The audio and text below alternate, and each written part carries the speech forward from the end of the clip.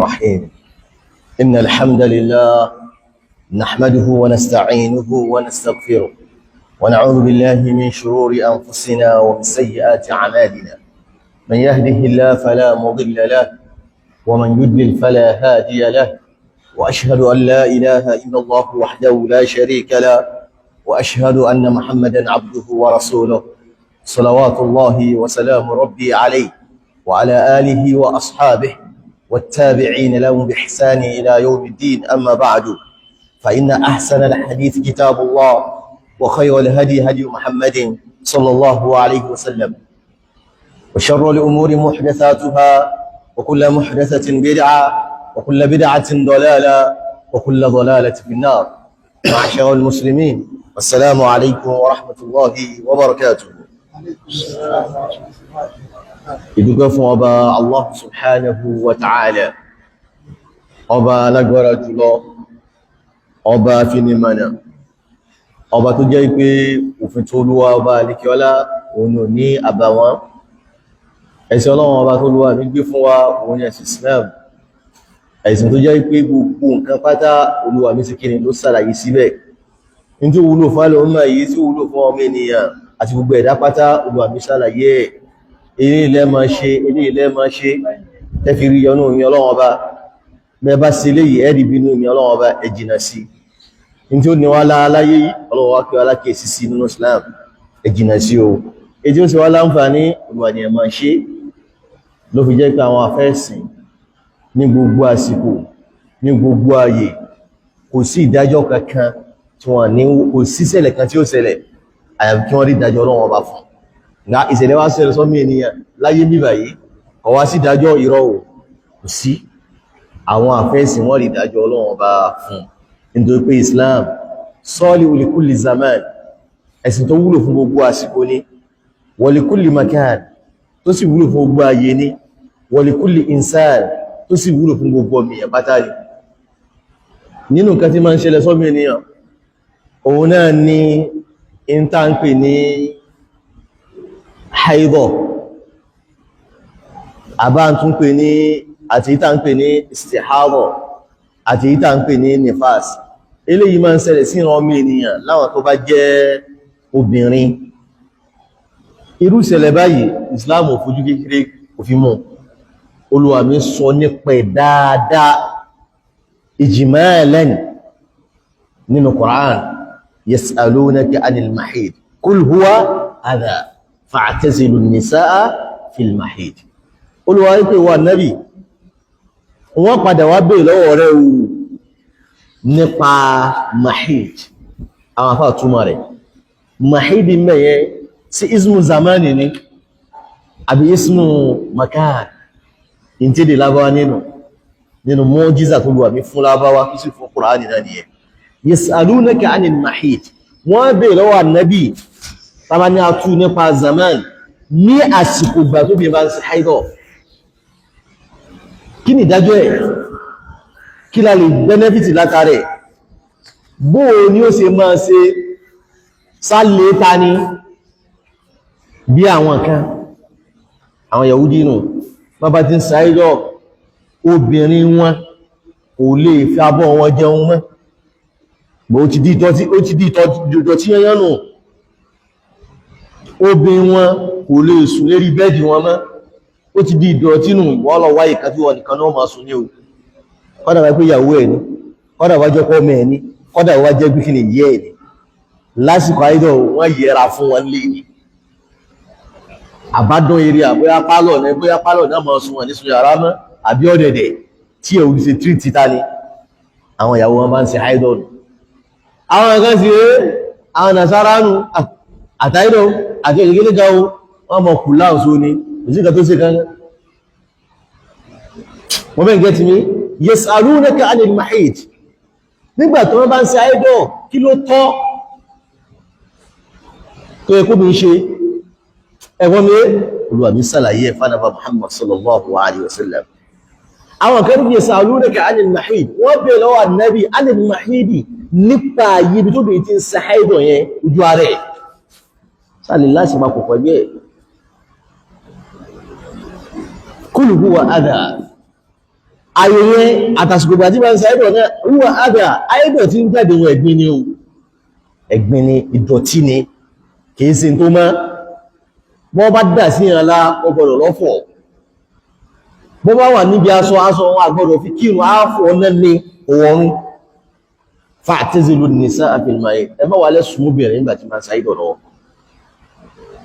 because ìnira ni, àdà ìnira mo sì wọ́ ìnídọ̀tí. Ìnira tí ń jẹ́ àtìgbẹ̀sí tí ń jẹ́ yóò máa affect obìnrin. Ẹ dákun mo bá ń sàlàyé, yóò máa affect obìnrin pẹ̀lú ìnira tí wọ́n rìn ọ̀ tó wá tún bá ṣe ìnira lórí ìnira ni. Lẹ́yìn ìgbà náà ìdọ̀tí tí ń bẹ lára ẹ̀ yóò kún sí ọ lára ẹ̀, because mo rí tọ́lọ́wọ́ ṣe fáwọn obìnrin ẹ̀ o, ìdọ̀tí tí wọ́n ń dìtì máa ṣe kí ni ń dìtì máa jáde lóṣooṣù. Tọkùnrin náà ń bẹ o, gbàtọ́ ọba ń ṣe dáfùkù mọ̀ níyì tí mọ̀ níyì bá ń jẹ́dẹ̀ látara ti ẹ̀ náà, wọ́n náà máa ṣe kí ni ọgbọ́n máa tú báwọn. Alā ya'lamu man khalaqa wa huwa al-latīfu al-khabīr. Sunnah Allah alladhī atqana kulla shay'. Olúwa mi mọ̀ dáun kálukú ní pẹ̀lú nǹkan tí ó fi ti ẹ̀rí. Ẹjẹ́ yìí, Olúwa ní fa'tazilu an-nisā'a fil mahīd. Ẹ jìnà sí wọn nígbà tó bá ń ṣàìdọ̀, wa lā taqrabuhunna, ẹ má súnmọ́ ẹgbẹ́ bá wọn lásìpapọ̀ lójú ayé yẹn. Hattā yatahharna, náà fi mara. Ìyàtọ̀ sí tó yàtọ̀ sí ayé yẹn ní Ìsìlámù, ẹ lè benefit pẹ̀lú ẹjíyàwó yín jẹun pẹ̀lú yín, fọ́dà yín bá ń ṣàìdọ̀. Ẹjíyàwó yín sùn pẹ̀lú yín, fọ́dà yín bá ń ṣàìdọ̀, èèyàn ní náà, ẹ̀sẹ̀ wá lè ta, kò sí wá ní sùn lẹ́gbẹ̀ẹ́ yín mẹ́, kò sí ní wá bá yín jẹun mọ́, ẹjọ́ máa jẹun papọ̀, kọ́dà ẹjọ́ máa sùn papọ̀, kọ́dà bẹ́ẹ̀ bá jọ wẹ̀ lè jọ wẹ̀ papọ̀, kọ́dà tí mọ́ta sí ọlá ní, kọ́dà ò tún lè máa gbádùn látàrí àmójú ibi títí ń séhùn lẹ́gbọ́dọ̀ sí kíni lẹ́gbọ́dọ̀ dé. Ànábì ṣàlàyé bil fi'l, Ànábì ṣe níṣẹ́. Bí àwọn Aisha bá ń ṣe àìdọ̀, obìnrin ọmọ fíìlì bákanbákan,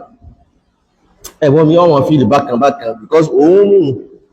àti òógùn ní kọ́dọ̀ fún bá sì lè lò nǹkan tó lọ́dọ̀ tó bá nímú ló mọ̀ ìpín ṣàìdọ̀, tó bá sì lè lò ogun lọ́fíndà tó wọ́n fi mísìkì sí iná sí gbogbo ẹ̀ ní ẹmbá nímú yọ́ mọ̀. Ànábì mọ́ wá ń gbé kú lára àwọn ìyàwó ẹ̀. Ẹ̀gbọ́n mi àgàgàyàwó Aisha radiyallahu ta'ala anha ní bá ń jẹun, Ànábì jọmọ jẹun papọ̀, ní bá mú mi kọ́ọ̀pù tó bá fi mú mi ibi tó bá gbẹ̀rù ẹ̀ sí gẹ́gẹ́ tí ń sáìdọ̀ lọ́wọ́, Ànábì gbẹ̀rù sí sallallahu alaihi wasallam. Níbi yíò ẹgbẹ́ kìí ṣe èyí sì dọ̀tí bẹ́ẹ̀, ayéhun nìkan láàgbọ́dọ̀ sí kíní láàgbọ́dọ̀ súnmọ́. Kọ́dà ìgbà Ànábì Muhammad sallallahu alaihi wasallam, Ànábì mọ̀ bóhun ṣeré, yóò kàn ní pé ibi ayẹyẹ dasọ sí fi bàǹtẹ́ sí fún gbogbo yòókù ẹ̀tọ́ ló jẹ́ fún ọ. Ànábì ṣàlàyé gbogbo léyìí. Haidọ̀ nìyẹn, ẹ̀jẹ̀ tí máa ń kọlu ọmọ èèyàn ni nínú obìnrin. Nílẹ̀ ìjọba tó ń kọlu wọn, òun nífàs. Nífàs yìí ìbímọ ní máa ń fà á. Gbogbo majority obìnrin wọ́n máa ń rí. Àmọ́ àwọn mìíràn ń bẹ o ní èsì o. Ló kàn bímọ pure, ẹ̀jẹ̀ kan sì ní jáde látàrí. Ó ṣẹlẹ̀ láyé àwọn sàábé, ìtún ṣẹlẹ̀ láwọn ìran ní ilẹ̀ Lábáwá. Wọ́n bímọ ẹ̀jẹ̀ kankan ní jáde. Àwọn abẹ́ ọ̀dọ́ àfáwà Abubakar. Irú eléyìí, obìnrin tó bímọ, kò ìṣẹ́ àìdọ́, ẹgbẹ́ ọ̀nà ìgbẹ̀jẹ̀ kan jáde, tí ó wẹ̀ ní àbíkí náà ṣe. Because tí ní fásí bá jáde lóbi ó lọ wẹ́, láìdọ̀ bá jáde lóbi tó bá mọ́ lóbi ó lọ sí kíni, lọ́lọ́wẹ́, eléyìí kankan jáde látàrí, ó sì sí mọ́tá yìí. Tilka imra'atun tahharaha Allah, sahahu al-Albani. Obìnrin tó ló wà mí fọ̀ mọ́ nìyẹn, ní kankan tó ṣe, ìdọ̀tí yọ ká fọ́ nù ní, orin bá wà bí ọkàn tábà lásán ló tánù. Gbogbo ilé àwọn afẹ́ àṣàlàyé ẹ̀. Àìdọ̀ àti nífàs, ó ní àlà, ó sì ní táàmọ́ fi dámọ́. Tó bá jẹ́ nífàs, ó lè ṣẹlẹ̀ nígbà tó bí ibi mata, ó sì lè ṣẹlẹ̀ before kó tó bí ma. Bóò láti àmà ikú òun ní ṣẹlẹ̀ before kó tó bí ma, ènìyàn yóò máa mú pẹ̀lú pọ́ mọ́ máa gbé nífàs ni. Ọbẹ̀ ń gẹ́tì mi, lẹ́yìn ìgbà náà tí àìdọ̀ amandama damun aswad ẹ̀jẹ̀ tó kíni tó dúdú natinun imarun sakhinun iman gbóná èyí tá bá tó di ṣe fọ́fẹ́ tí ó dúdú tọ́kàn ààrùn èyí sì dámù haidọ̀ ma tàbí pé inna damal haid ẹ̀jẹ̀ haidọ̀ fóbìnrin tí bá ti ń sa haidọ̀ dámù yóò rọ̀ fún ẹ̀jẹ̀ tí wọ́n náà mẹ́ ni lọ́wọ́ pìlẹ̀ tó wákọ́ bẹ̀rẹ̀ báyìí ìgbóná ni lọ́dọ̀ obìnrin mi lọ́dọ̀ ẹlòmí yóò máa ronú ni tó wákọ́ bẹ̀rẹ̀ kọ́dà ìgbà tí ń bọ̀ wá obìnrin mi ìṣòro inú òun ẹ máa lọ wá paradọ́ káàkiri láwọn ẹlòmí ń pè ní extra pain gbogbo ilé àwọn àfáà sálàyé bóbi bá lu ṣe tó nǹkan ṣe aláǹfààní bóbi bá ń ṣe kìíní ẹ̀ tí bá nílá nígbà yẹn tó bá lu ṣe tó àti habatul aswad habatul sauda pẹ̀lú yọ̀ǹdọ́ ọlọ́run ọba ìdí àwọn òfúyẹ́ fún ìmọ̀ ń gbóná lọ́dọ̀ ẹlòmí ìmọ̀ ń dúdú lọ́dọ̀ ẹlòmí ìmọ̀ ń fanú lọ́dọ̀ ẹlòmí gbọ́wọ́ pìlẹ̀ yẹn nígbà wọn díjọ́ kẹta ìjọ́ kẹrin yóò máa dínkù díẹ̀ obi mi sì ń bẹ ó lè ṣáìdọ̀ tí ẹlẹ́ẹ̀mejì lóṣù ìmìnà sì ń bẹ ẹ̀mẹ́ta àmọ́ tára bá ṣe wíkì sí lábẹ́ ma fi ń ṣe nọ́mà ẹ̀kan lọ ẹkú mi ṣáìdọ̀ lóṣù àmọ́ tí ń jẹ́ èméjì gẹ́gẹ́ bí i sọ láàárọ̀ hormonal balance sí kí ni ó ní pọ́blẹ́mù yẹn oṣooṣù obi ń gbọdọ̀ ṣe haidọ̀ obi míì sì ń bẹ ẹ̀kan ní lọ́dún ẹ̀kan lòun ṣe haidọ̀ lọ́dún kò sí ẹ̀rá sí lòlògbò tó ẹ̀kan lòun ṣe ìmí sì ń bẹ oṣù mẹ́rin ni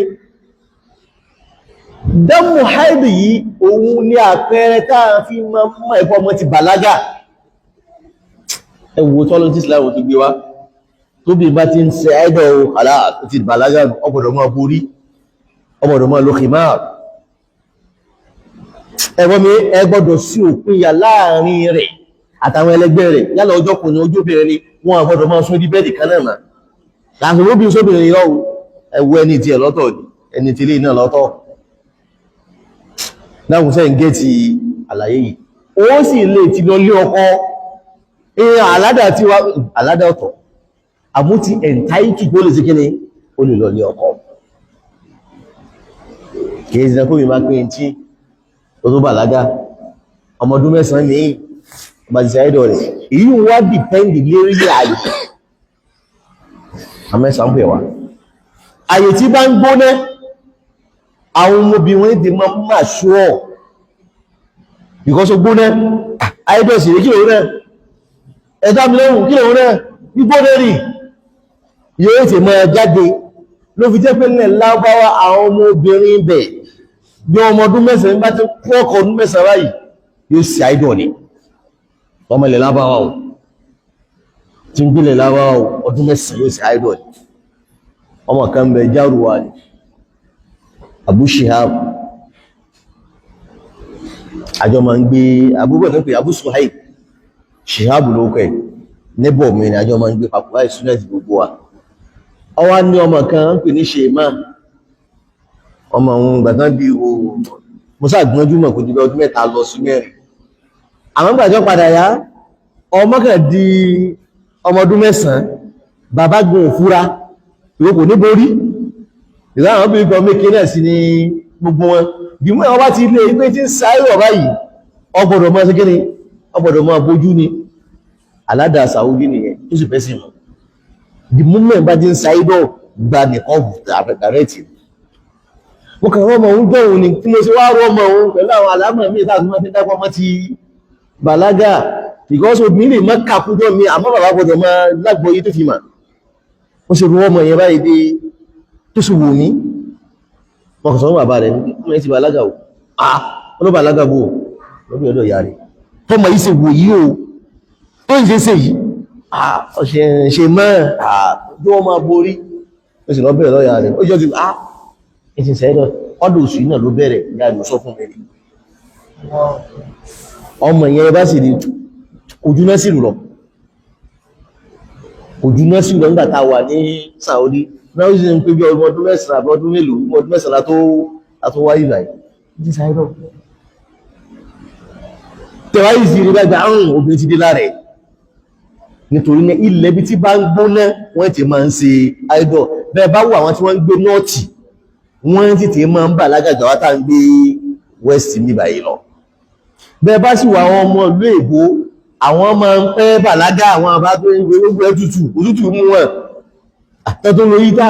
wọ́n pẹ̀ wọ́n wo 18 years kọ́dà ní wọ́n 19 years ó tó mọ́ sáyẹ́ tọ̀ tí ẹ̀ ẹ̀dá fún sẹ́yìn gẹ́ẹ̀tì mi àpẹẹrẹ tá a fi mọ́ ikọ̀ ọmọ sí kí ọmọ bàlágà ní lẹ́yìn ìgbà náà ẹ̀jẹ̀ yìí àwọn afá sàlàyé ìdán fi sàlàyé ni wọ́n rí tó yàtọ̀ sí ẹ̀jẹ̀ tá ń pè ní istihadọ ẹ̀jẹ̀ dámù haid ìmọ̀ ń jáde dámùn yakhruju min qa'ri rahm ìmọ̀ ń jáde láti inú ọlẹ̀ obìnrin tí ma ń jáde inú ní ti ma ń jáde because ẹ̀yìn kan lóbìnrin ó produce lóṣù pẹ̀lú àdámọ́ tó lùwà mí sí pọ́pọ̀lọpọ̀ wọn bẹ́yìn ẹ bá ti wà ń bẹ́ẹ̀ bọ́kùnrin bá súnmọ́ nígbà àwọn ìgbà tó lùwà mí kọ́ mọ́ fatalize tọ́kùnrin bá súnmọ́ tó bá fi lè ṣe pẹ́kí báyìí alas yóò dùn ọmọ bẹ́ẹ̀ ẹ̀dá fún sẹ́yìn gbọ́ mi bọ́kùnrin ọ̀bá ti súnmọ́ àbí ẹ̀yìn òun kò rí ẹ̀yìn tí ó gbà mẹ́lẹ̀ ẹ̀yìn wọn padà rà bọ́bá wá rà yóò mọ̀ sí kíni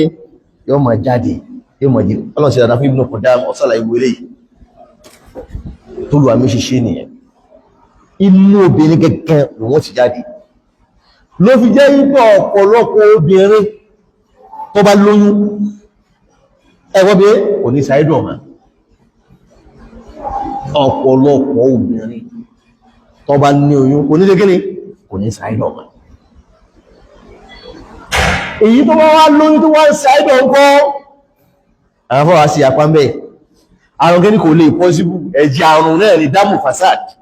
because ọ̀tọ̀ ní dámù ìsì àádọ́ ọ̀tọ̀ ní dámù fasad o ẹ̀jẹ̀ ìdọ̀tí mú àrùn léyìn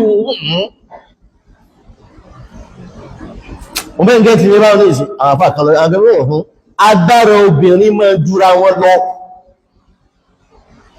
èyí tó bá lágbára jù yóò mọ̀ sí àìdọ̀ èyí wọ́n gbàgbà ẹ̀ nọ́mà kò ní sí àìdọ̀ Ibn Rushd sàlàyé léyàn bí tí wọ́n lọ ní pé inú ọlẹ̀ obìnrin kọ́ àrù nínú lọ́hùn ní dámú ahẹ́dì tí máa ń jáde ẹ̀wọ́n mi bómi bá ti wá rí ó láwọn àdájọ́ kan tí ó láwọn ẹ̀sìn kan tí ò gbọdọ̀ sí ń gbà náà ó sì láwọn nǹkan kan tí ò gbọdọ̀ tọ́ṣì ń gbà náà kò gbọdọ̀ lóhun ó kírun ọkọ rẹ̀ gbọdọ̀ tọ́ṣì tí ó lè wá gbé Kùránì àbí ó lè gbé Kùránì èyí wọn á padà débẹ̀ à ń bọ̀ abẹ́lé hùn ẹ̀jẹ̀ kan náà tó wá ń bẹ tó jọ haid òun là ń pè ní dámù istihadọ dámù kí ni istihadọ àwọn àbá máa ń pè ní ẹ̀jẹ̀ àwọ̀ ọ̀dá yóò bẹ̀rẹ̀ haidọ̀ lóòtọ́ wọ́n wá bẹ̀rẹ̀ haidọ̀ ìjọ méje kò sọ́ọ̀bù because majority obìnrin ìjọ márùn-ún mẹ́fà méje náà fi ń ṣe haidọ̀ majority nìyẹn o àmọ́ àwọn míì ń bẹ wọ́n bá dé 15 days àwọn míì ń bẹ wọ́n bá dé 17 days àmọ́ kò lè kọjá 17 yẹn ẹ̀nà òṣèlú gẹ́tì mi kọ́dọ̀ èyí tó wà mashhur èyí tó popular jù òun ní kéré òun 15 tó bá ti kọjá 15 yẹn obìnrin náà ti notice pé ẹ̀jẹ̀ yẹn ti ṣe kéré ó ti yàtọ̀ àwa kọjá 15 days àbá akọjá aládàta ti mọ̀ pé jọ márùn-ún jọ méje mo fi ń sáídọ̀ ẹ̀jẹ̀ yóò wá dá ó yìí sí yàtọ̀ sí ẹ̀jẹ̀ tí mo máa ń mọ̀ tẹ́lẹ̀ ẹlágbẹ̀ yìí ń sọ yìí àwọn ẹwà náà gbọ́ yìí dáadáa ó sì yàtọ̀ sí ẹ̀jẹ̀ tí mo máa ń mọ̀ tẹ́lẹ̀ pé nígbàtí n bá ń ṣe nígbàtí bá sì wá inú sì máa rùn mí ó ti wá kọjá 7 days kò wá rùn mí mọ́ kò sí stọ́ọ̀bù ó ti dàwọ́ ọ̀dá o àbó ti yí padà àwọ̀ ti ṣe gíní àwọ̀ yẹn ti yí padà òdúdú bírimù mọ́ ó ti láìtì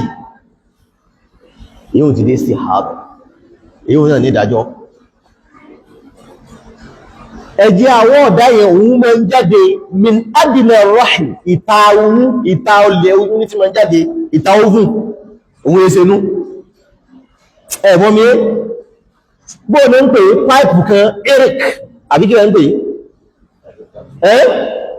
fẹ́ẹ̀nì kan ló ní pọ́blẹ́mù ẹ̀wọ́n mi ló ní pọ́blẹ́mù ló bẹ́ ifi ń jáde ta ló wá bẹ́ rọ́kídẹ́tù min shaitan èṣù ní o Ànábì sàlàyé àdísì wọn lálàáfíà ní innama huwa rọ́kídẹ́tù shaitan èṣù ló bẹ́ èṣù ló gbá tọ́bá tí wọ́n gbá bọ́rùn ẹgbẹ̀ máa ẹ̀jẹ̀ yóò sọ́ọ̀bù Ànábì ní pé kìí ṣe kankan ìrùkù ní innama dhalika ìrùk ẹ̀jẹ̀ tó jẹ́ pé ń jáde láti kíni láti vein ní onítùmọ̀ ó kírun ọkà máa sàlọ̀ aláfún kíni ọmọ sí kíni ọmọ sàlọ̀ aláfún kọ̀ọ̀kan tán bàbá sì dájí ọlá sọ wà lọ sí kíni wà lọ fọ́ dánù bọ́ bá sì fẹ́ kírun wá sí kíni wà táìtà ara rẹ̀ dáadáa because ìyàn bá táìtà rẹ̀ bọ́ bá dà lẹ̀ lérí irun àlọ́lá yìí ti já o ọlọ̀tún aláàbíyèsí ọlọ́ọ̀fọ̀ ó tún aláàbíyèsí ni gẹ́gẹ́ náà ni ẹni tí bá máa ń tọ̀ sẹ́rẹ́ bọ́ọ̀ bá wọ pámpá títọ̀ wọn fi wá jáde sílẹ̀lẹ̀ ọlọ̀tún aláàbíyèsí o ẹ dákun dámù istihadọ ni inú wọn ṣẹlẹ̀ sẹ́lòmí ìjọ mẹ́ta tí ó lékún lérí ọjọ́ tí fi ń ṣe idol ìjọ méje ní mí ṣe yóò wà lékúnjọ mẹ́ta tó orílẹ̀ tí ó ti mọ̀ pé eléyìí ẹsẹ̀gbẹ̀ nọ́mà mọ́ ó ti dìde ẹ̀jẹ̀ kí ni ẹ̀jẹ̀ àrùn ó máa kírun ó sì máa gbààwẹ̀ kọ́dọ̀kọ̀ rẹ̀ lè mọ̀ súnmọ́ níbi ìgbà tí ó bá ti lè kírun ogun kan dẹ̀tọ̀ àmọ́gbà tó bí n bá ń ṣe idol lọ́wọ́ èèyàn gbọ́dọ̀ súnmọ́ nínú àwọn kàbáyìrì ni obìnrin ṣe idol lọ́wọ́ súnmọ́ obìnrin ẹ̀ṣẹ̀ ńláńlá ni kọ́dá olúwa mi gbé kàfàrà fún kàfàrà ń bẹ fún nínú ṣẹ̀dá Islam Ànábì pé marfu'an ila nabi sallallahu alaihi wasallam ń bẹnu mọ́ àtọ́ àtàwọn àmàsà ní dòmí ẹni yóò tó bá fi lè súnmọ́bìnrin nígbàtí ń sa idol lọ́wọ́ falyatasaddaq bi dinar aw bi nisfi dinar yóò ṣe ìtánà pẹ̀lú yóò san dínárù kan ní ìsìn ìgbàtà sí ìmọ̀ nkọjá 100,000 nkọjá 100,000 because dínárì 200 gbogbo ní pé 20 ní sàkáwọ̀ bá ẹ̀bọ́n mi lọ́wọ́ èyí tí sàkáwọ̀ ní sí wá fi pín dínárù kan tí góòdì dáńsọ àsọ sí sílífà wọ́n ti góòdì tí sílífà tó ń wálẹ̀ tí góòdì wọn lọ sókè ẹ bá gbé jáde dínárù ni yóò wá san nígbàtí yàn bá súnmọ́bìnrin nígbàtí ń bẹ́ẹ̀ bẹ̀rẹ̀ àìdọ̀ tó jẹ́ ìyẹn gbóná dínárù ni yóò san tó wá gbé ọwọ́ parí nìyàn súnmọ́ nisfu dinar yóò san nisfu dinar gbogbo ìdájọ́ ní Islam sí kí ni ló ṣàlàyé bómi bá tí wọ́n ń sáré táìdọ̀ rẹ̀ ò dá nítàǹtẹ̀ kó dá nígbàtí ó ti dá mọ́ ìyẹn tó ìsì mọ́ ẹgbẹ́ ilé ìsáìdọ̀ ọmọ yóò máa kírun ẹlòmí máa ń jẹ́jọ́ mẹ́ta tí mo ti sọ lẹ́yìn ìjọ mẹ́ta yóò bẹ́ẹ̀ because inú nǹkan tàà fi máa ń mọ̀ ìpá ìdí ọ̀stọ́pù òun ni kò gbé yán alìjàfáàf lẹ́yìn ìsáìdọ̀ ma yóò bẹ̀rẹ̀ òun ni bí kò mú wà tí kìíní bá lọ tí kàtà bá lọ yóò sì gbẹ̀nu fún lórí yìí àìdọ̀ ẹlòmí yóò gbẹ̀ ni kò ní kankan tí ó rí ẹlòmí ó sì mọ̀ ìpá ìdí òun ti sọ because shuttle bẹ̀rẹ̀ white kọ́kàn jáde ara rẹ̀ ní fún yóò rí white bí kún báyìí yóò máa jáde lábẹ́ ọlọ́run ìsọ́ta fún àfáwà Sheikh Zahim Allah yahfadhu ọlọ́run jẹmọ̀ ìbẹ̀rẹ̀ àdá àbúwá burú fáwọn wọ́n ní wọ́n sálàyé bẹ́ẹ̀ ìmáwọ̀ gbọ́ndẹ̀ ń sọ iye ẹgbẹ́ pé wọ́n tún wá describe bẹ̀ta fi wá yóò kẹ̀ jáde báyìí kún tó bá ti jáde kàlás obìnrin ti mọ́ nìyẹn bí n bá padà wọ́n ní funfun dúdú kan àbí rí brown kan ọmọ kàkún wọn ọmọ kírun so nǹkan wá gbẹ tán èyí tí wọ́n máa rí nù obìnrin mi yóò gbẹ̀ obìnrin mi yóò sí kíni lórí ọ̀sọ̀ tó bẹ̀rẹ̀ náà èyí sì tijú ẹni tó bá ṣẹ̀ bẹ̀rẹ̀ àbẹ́ni tó bá dàrú mọ́ lójú àwọn ìyàwó àwọn sàádẹ̀ nígbà Muhammad sallallahu alaihi wasallam especially àwọn obìnrin ará Medina ìyàwó àṣà máa ń ṣàdúrà fún wọn ni ó ní rahimallah olúwa bá ń sí rárá fún nisa al-ansar àwọn arábìnrin ansori la yamna'unna al-haya ìtìjú ká gara bá wọn an yas'alna fi din kó wọ́n bèèrè nípa ẹ̀sìn ẹlòmí ó sẹ́ndì òwú tútù báyìí ló fi sábẹ́ rẹ̀ ẹ̀rọ ìfẹ́lẹ̀ yàwá iṣẹ́ tí mo ti mọ́ báyìí yàwá àti sùúrù náà kò tí débẹ̀ ẹjẹ́ lè yẹ̀já ìdọ̀ náà sí ní sáyẹ̀ tá máa fi mọ̀ obì mi ó sì máa wá pé tó bá ti rẹ́jẹ̀ òun kò ní kírun máa ẹ̀jẹ̀ ìsìdí ẹ̀jẹ̀ kíni ó ti ẹ̀yẹ ẹ̀dẹ̀ ìsì àárọ̀ ó kírun mọ́ ó sì nígbà rẹ̀ wọ̀n náà èyí tí ìdẹ́jì èyí tí ní òun ni ìjọba ilé fi ń ṣe tẹ́lẹ̀ méje ọwá di mẹ́wàá mọ́ lọ́wọ́ ẹ̀jẹ̀ ìsì yàtọ̀ padà sí àládà rẹ̀ ìsì máa ṣẹlẹ̀ ńjọ́ mi tóbi mi ò sí àìdọ̀ tó sì sí àádọ́ fọ́dún kan gbáko kò nígbẹ́ yes wallahi ọ̀dà ń bẹ́ẹ̀ náà sábí ọdún méje lẹ́jọ́ gbé lára ọdún méje ẹjọ́ gbé lára ìgbà tó wá rí lẹ́yìn ó tó Ummu Habiba láàrín bintu Jahsh Ummu Habiba bintu Jahsh ọ̀sẹ̀ méjì anábì ọdún méje ọmọ ọbẹ̀ Ummu Salama tó bí àwọn agáwò anábì ọdún méje ló fi ṣe mí o anábì innama dhalika irq èyí tí ń jáde lẹ́yìn páìpù kan ló bẹ́ẹ̀ èṣù ló fẹ́ léyìn ìdájọ́ báyìí máa kírun ọmọ wẹ̀ ní ọmọ sàrọ̀lá fún ogun òun ni a ń bọ̀ wá bẹ̀ kó bí sì máa ṣe òkú omi lábùkù ẹ̀wọ̀n mi kò dínkù ó kẹ̀ nídìí kó wá àwọn àsìbáàbù kan àbọ̀ ẹ̀ṣẹ́rì àwọn àbọ̀ ọlọ́jẹ̀ ọlọ́sẹ̀ ara fún ọjọ́ báyìí lọ tí ó lò gbogbo fi tún báláǹsì padà ìyàwó Ànábì tó ṣe sí àádọ́ náà pọ̀ Ummu Salama ṣe sí àádọ́ ní dàmú ẹ̀ Zawda bintu Sama isi àádọ́ náà dàmú ẹ̀ àwọn Imamu Zainab bintu Jahsh ọmọ ẹ̀yà Ummu Habiba yìí àrùn tí wọ́n nu ẹ̀gbọ́n Ummu Habiba ń ṣe isi àádọ́ Hamanatu òun náà ṣe kéde isi àádọ́ Zainab bintu Jahsh náà òun náà ṣe isi àádọ́ ọ̀dọ̀ àwọn àfáàkà àwọn obìnrin tó rí sí àárọ̀ wọ́n mọ̀ mẹ́rin àwọn eléyìí serious kìíní ni wọ́n tó mẹ́wàá Ibn Hajar ká wọn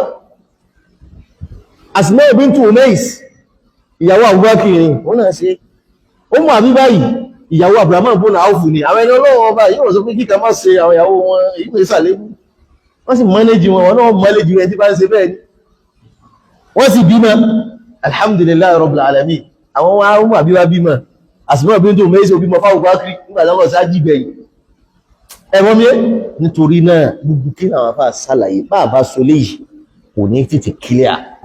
orí wá pín sọ́nà bí 3 sí 4 níbi àìdọ̀ obìnrin kan bẹ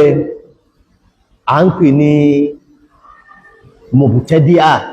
ó ìsẹ̀ bẹ̀rẹ̀ àìdọ̀ irú obìnrin yẹn ń ká sọ fún ní pé ìwọ́ ṣe bẹ̀rẹ̀ dáadáa ẹ̀jẹ̀ àìdọ̀ bláàkì ni máa retí ìjọ tí ó dá ní mọ́kànjú ọba ti bẹ̀rẹ̀ ìjọ kìíní ìjọ kejì ìjọ kẹta ìjọ kẹrin ìjọ karùn-ún ìjọ kẹfà ìjọ keje ọba ti sọ́ọ̀bù ìjọ méje tó mọ̀ bí sàídọ̀nù wá wò tó ti rẹ́jẹ̀ wọn ṣàkíyèsí ó rí tó ṣe ń dúdú ó rí tí ṣe ń ó rí ṣe ń gbóná tó jẹ́ pé àwọn obìnrin wọ́n rí àwọn wàhálà púpọ̀ ẹ̀jẹ̀ yóò rọrùn àbí tọ́lọ́run bá ṣe rọrùn olúwa ẹgbẹ́ àgbọ́dọ̀ tún ká wàhálà kún wàhálà yìí mọ́ ẹ má kírun tí inú yìí kí máa nù àgbọ́dọ̀ tún kó wàhálà pẹ̀lú wàhálà tí yìí má kẹtù mọ́ sí kí ni kẹtù mọ́ gbàwẹ̀ àwọn ẹ̀mọ́ sí ń sọ̀rọ̀ ẹ̀dá gbogbo ti ṣe ẹ̀kẹ́ tàlíkù ikimẹ́nu kọ́dà nínú ikimẹ́ ní kí bóbi ń bá ń ṣe àìdọ̀ lọ́wọ́ àgbọ́dọ̀ kọ́ she is not normal wà lọ́wọ́ àmá ìyí tí ó ń tó kí ó bínú sí nítorí ìnira tí tí ó rí ní ẹwọ ẹ̀kọ́ Islam obì tí ń ṣàìdọ̀ àìgbọ́dọ̀ kọ́ bẹ bá kọ́ bídí àlẹ́sẹ̀ yẹn because kò wà normal aróòmọ̀ kan ní ìsọ yìí tọ́ aléyè lè gbọ́yé àwọn òkèlè àbúrò àbá Ibrahim yóò lè gbọ́yé dáadáa àwọn lè gbọ́yé ẹbá ní àwọn ọmọ obì ó kàn án náà sáìdọ̀ kò sí láti lè dákó àwọn bá jó lágbàgbà normal time ọwà gbèsè ó kàrá ní tí ó tó nǹkan ó ká kó ṣe gbẹ̀ omi tó bá wá sí ìsìn tó wọ́n ń kọ̀ lásìkò ìgbà yẹn tó mọ́nà situation rẹ̀ ní ẹ̀ gbọ́dọ̀ kó nígbà tí máa ń sáyé dọ̀ ọ̀lá tutọ́ lè kó hún náà àtàyẹ̀ tó hórùn ẹ̀ gbọ́dọ̀ kọ́ lẹ́fì náà wọ́n bá wá mọ́ ń gbà náà fọ̀tọ́ lè kó hún náà lè ẹ̀dẹ̀ tẹ̀ ẹ̀nà ìgbà tán bá mọ́ tán ìgbà ilẹ̀ tó lè kọ̀ wọ́n nígbà tó sì bẹ̀rẹ̀ òun ló ti change situation gbára ẹ má bínú àná ẹ má bínú ìjà àrùn ó ti ṣe ní ọ̀rọ̀ ti parí àbẹ́gbà tó gbóre lára wá kọ̀ orí kíní láwọn àfáà kan fi lọ́pọ̀ obìnrin tá bá pọ̀ ní àìrọ̀ àkọ́ mọ́dà bí Imamu Ibn Taymiyyah ni ẹ àti Hanafiya àgbàtọ́ wọn ti pè bí díà ohun tánàbí pé lọ amẹ́kọ̀ ìwọ́ wá kọ̀ gbà bí àdùkò ní túmọ̀ àlọ́bí eléyìn ibi tá lọ ní pé obìnrin kan bẹ tẹ́dí ààrẹ òun yẹ́sẹ̀ bẹ̀rẹ̀ yóò ka ọjọ́ ni obìnrin kan sì ń bẹ mu'tada ó ti mọ́ rẹ̀ kìíní ọ̀kàndínlódì ní ìjọ márùn-ún náà wọ́n fi ń ṣe ìjẹ́ ìtì yàtọ̀ ìjọ méjì márùn-ún yìí ló ilé ìṣe mọ́ wọ́n dá mọ́ ní oníṣọ́bù mu'tada nìyẹn ìjọ wọ́n sì rẹ̀ sí máa ń sọ́bù ìjọ méjì níbi ìṣe kìíní alájí àyọ márùn-ún lè bí máa ń lò kọ́dọ̀ obìnrin mi ń bẹ ìjọ kan kọ́dọ̀ obìnrin mi ń bẹ sáà yóò kẹ jábọ́ wú láàrin wákàtí ó ti gbẹ́ àmọ́ àfáà gbé òun yóò mú wọlé láàrin àmọ́ kò sọ́dì fún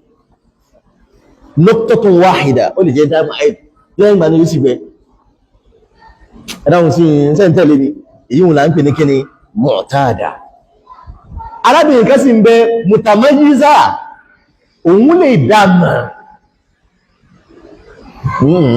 kìí ṣàìdọ̀ mọ́rì because eléyìí ti ń yẹ́lò ọ̀pùpá mọ́ ẹkò dúdú mọ́ ó ti yẹ́lò kọ́dá kùnrùn mọ́ kọ́dá nǹkan wá bí pé ń tọ̀ ni nígbà yóò ti lè mọ̀ yázà yẹn tó ti lè mọ̀ yázẹ́t ẹ̀wọ́n ní yọ mọ̀ lóhun òun là ń pè ní kí ni mutamayyiza arábìnrin kan sì ń bẹ mutahayyirọ̀ ó dàrú mọ́ lójú kò tẹ́ ẹ̀mọ̀ kankan gbogbo ìgbà ẹ̀jẹ̀ ní kúláì gbogbo ìgbà ẹ̀jẹ̀ ní kúláì kí ni ó ṣe àǹfà ní pé èyí táwọn obìnrin lò ní ó máa lò ọ̀pọ̀ jù ọjọ́ mélòó bí mẹ́gbẹ́ sáìdọ̀ 15 days àwọn kan ní 17 days wọ́n ní kó máa lò ọ bá ti kọjá 15 days alas kọ́lọ̀ àwọn ẹ̀kọ́ máa kírun só ọkọ̀ ẹ̀ máa súnmọ́ ìgbà ó ti wà mutahayyira àǹfà kan lọ́gbọ́n náà kó wo ọjọ́ táwọn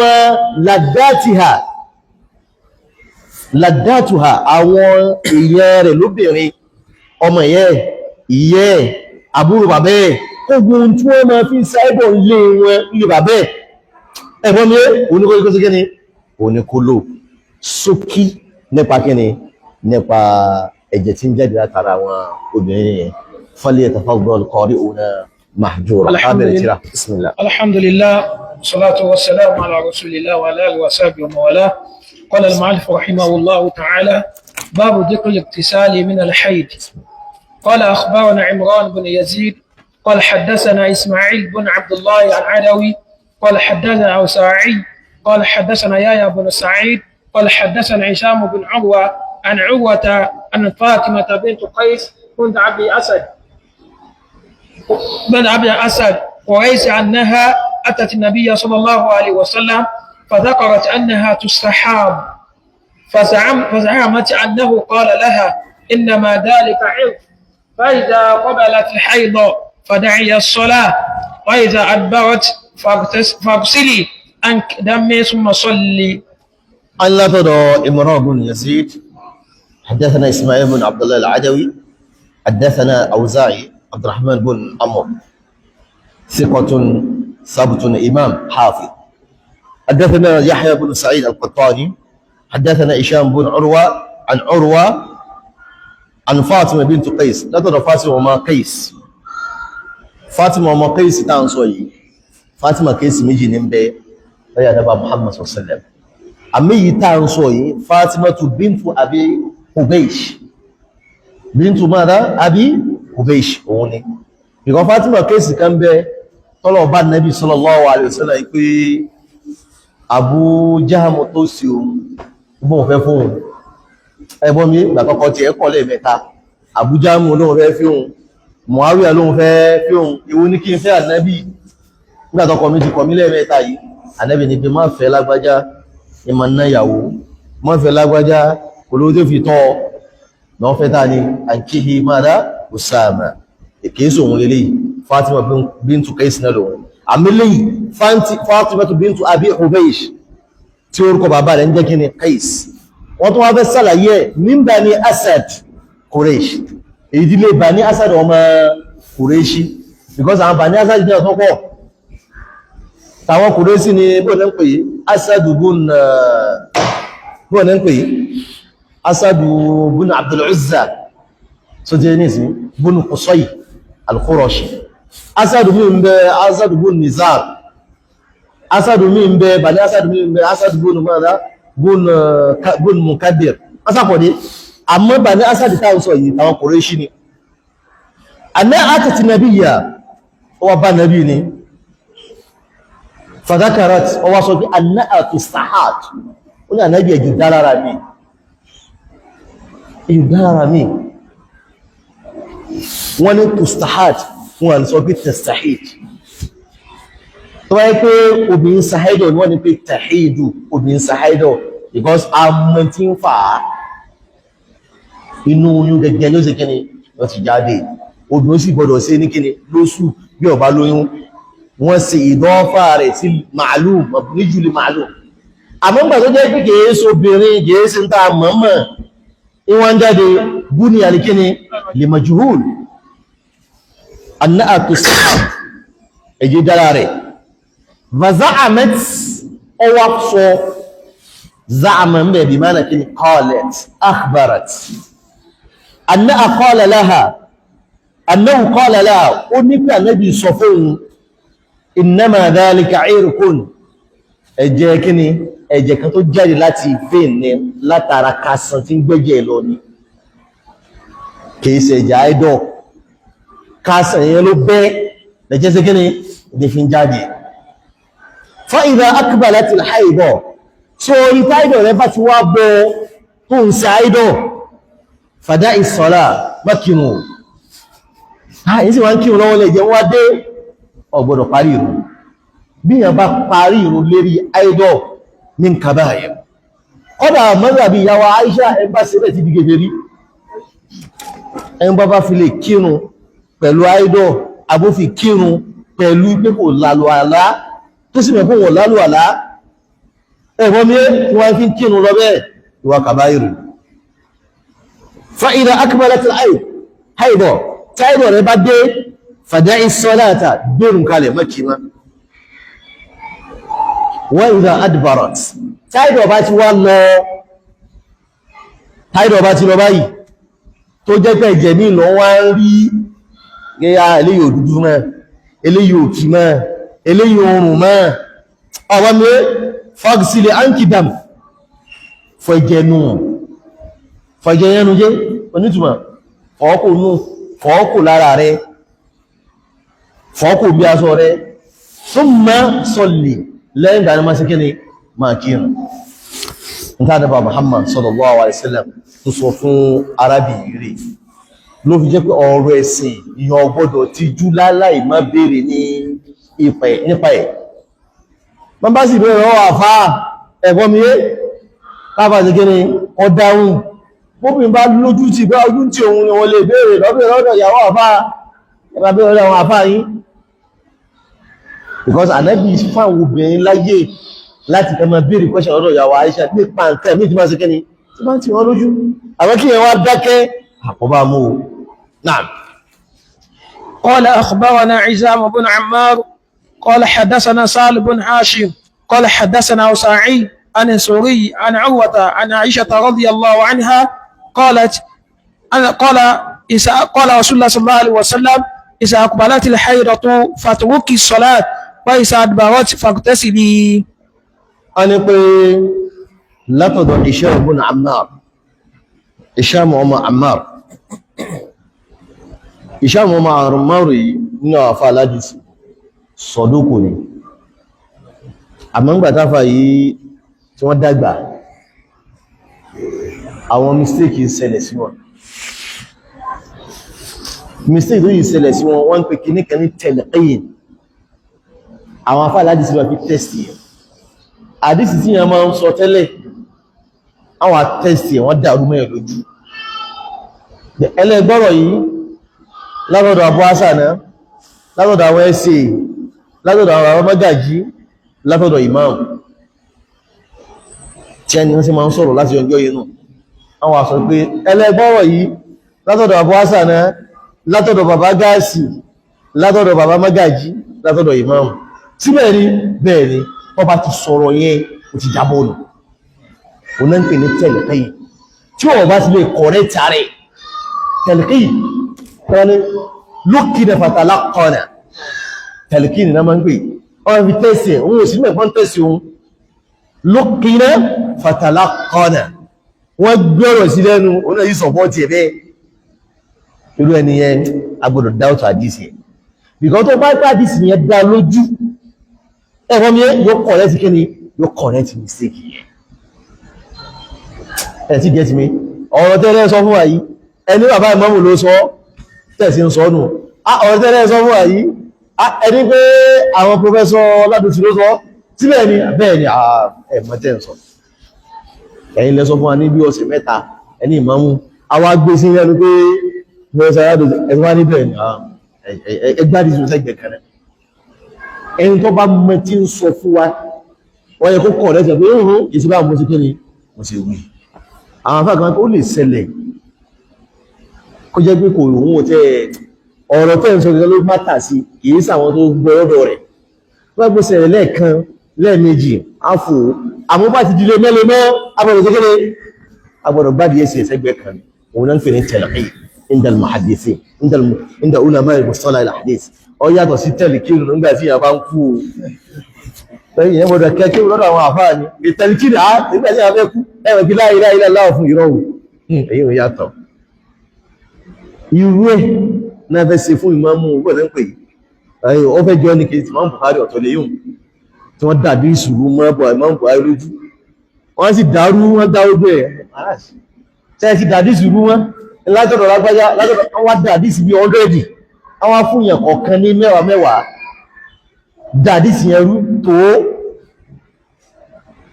gbogbo wa sọ gbogbo mistake wọ́n sàṣọ àdísì kẹtẹkẹtẹ lọ pẹ̀lú ìsinẹ́bì àdísì àdébì ní lóòótọ́ o àmọ́ wọn tí wọ́n gbà wọ́kọ́ ní wọ́n dárúkọ àbíkọ́ gbẹ̀yìn tó gbà wá síwájú wọ́n gbé lómi sẹ́yìn àwọn ọ̀dẹ́dì yẹn wá tó lọ àwọn mẹ́wàá wá tó àdísì ọ̀dẹ́dì lọ wọ́n fi tẹ́sì Imam Bukhari ló dákẹ́ alóbàdísì ọmọdísì jẹ tìbádìsì là kà fún olóhùn ọgbọ́rí wọ́n lọ báyìí lómi padà ẹ̀jẹ̀ wa sọ fún gbogbo àdísì tẹ́ sọ ẹ̀jẹ̀ ọba yìí kọ̀ọ̀dẹ́tì ọ̀rẹ́ yìí tí wọ́n sọ tó dárúkọ báyìí kò rí bẹ́ẹ̀ báyìí ló ṣe rí ìkejì rẹ̀ báyìí ló ṣe rí ìkẹta báyìí ló ṣe rí ìwọ ọwá kọ̀rẹ́ ti gbogbo ọmọ ọ̀wá yẹn tó fi sọ ọdẹ́ bìtán a ní táwọn ṣe mọ̀ kìí ṣe pọ́ màdísì òun nìkan o ó tún wá mọ àwọn táwọn tó sọ kọ̀ọ̀kan táwọn mistake ẹ̀gbọ́n mi òun ló ṣàwọn lè mọ̀ bẹ́ẹ̀ àwọn afáàládìsì mọ̀ ní brain nìyẹn a mọ̀ ní brain ọgbọ̀dọ̀ ní dọ́mùs èyí tí wọ́n bá ti lè há nǹkan yóò lè kọ́ nǹkan sí tẹ́ sọ ẹ̀jìn gbádìí sí mi jáde kí n pa òsìláyè fi mẹ́ a ní dọ́pùtù sọ́dọ̀ àti ní dọ́pùtù kí ni daftar àbí sọ́tọ̀ èyí tá ń kọ sínú kí ni ibi ìwé aláfà ìṣàmù yìí problem tó ní nìyẹn an Sahl ibn Hashim haddathana Awza'i an Zuhri an Urwa látọ̀dọ̀ afá wa Urwa yìí a ní pé yàwá Aisha ló tọ́ so sí yàwá Aisha ló tọ́ àǹtí rẹ̀ Asma'u ló sí kí ni ló bí wọ́n ní pé anna nabiyya ọlọ́nàbí sọ báyìí yàwá Aisha náà ṣàìdọ̀ àmọ́ kò ẹ̀jàwọ́ ọ̀dọ́ yẹn wá fẹ́ lékún àmọ́ kìí ṣe gbogbo gbà ó ṣẹlẹ̀ sáwọn náà rí anábì ní pé idha aqbalatil haidọ̀ tí haidọ̀ rẹ bá ti dé faturuki salat makirun ma wa idha adbarati tí haidọ̀ rẹ bá ti wá padà faghsili ọgbọ̀dọ̀ lọ́sẹ̀ kí ni ọgbọ̀dọ̀ lọ́wọ́ ẹ̀ ogun gbọdọ̀ lọ́wọ́ ẹ̀ táìdọ̀ yẹn bá ti lè parí ẹran bá ti lọ́kọ ọkọ rẹ̀ gbọdọ̀ súnmọ́ ẹ̀rọ sẹ́yìn pọ́nmi ọkọ rẹ̀ gbọdọ̀ sí kíni kò gbọdọ̀ súnmọ́ hatta yatahharna tí ó fi mọ́ nínú mímọ́ náà ní kó sí kíni ọwẹ́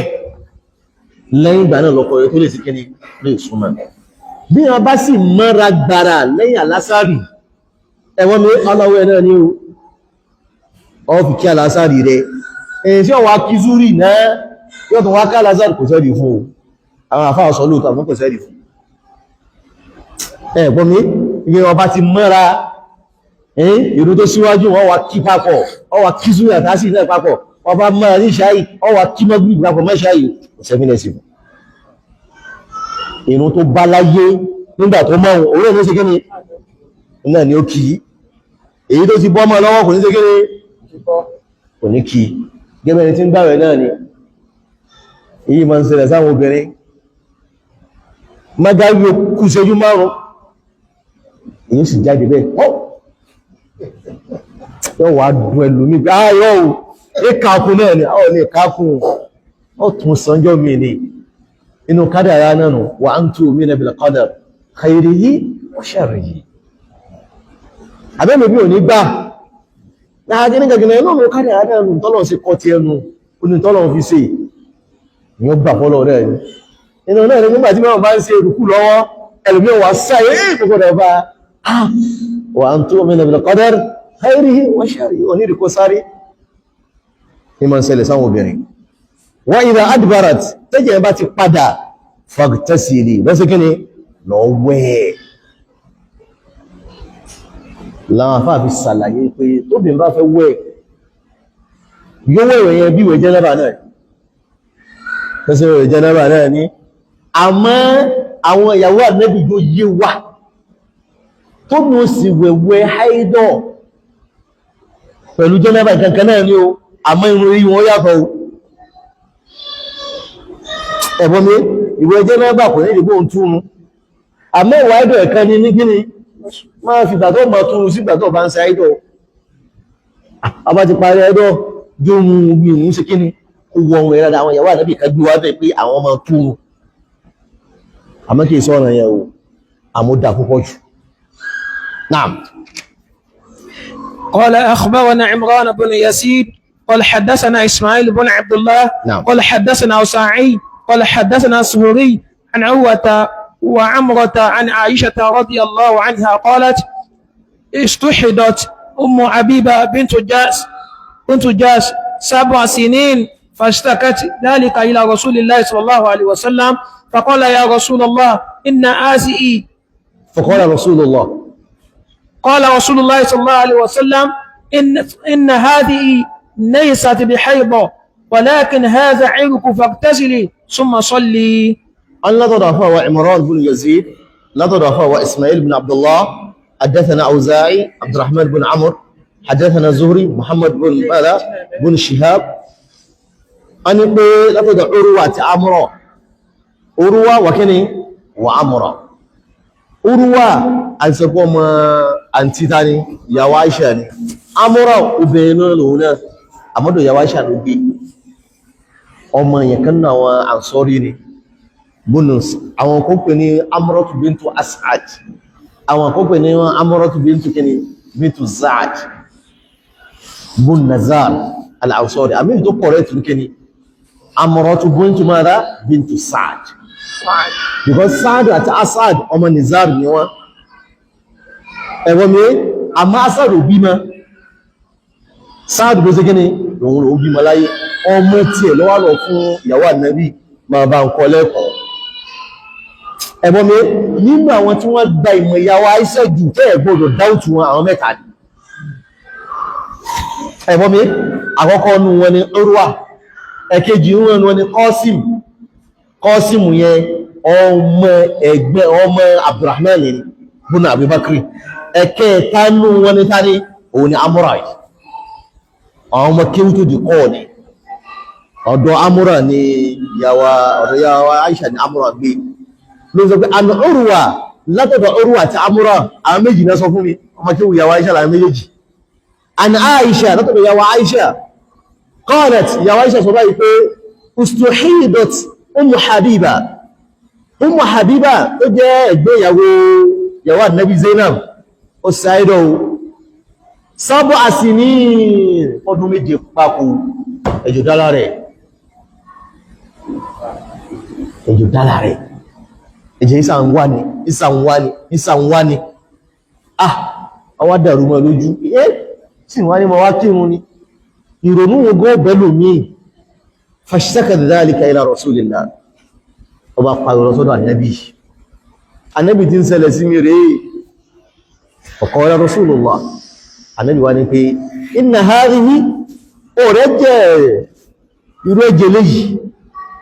laysat bihayda bimana inna al-istihada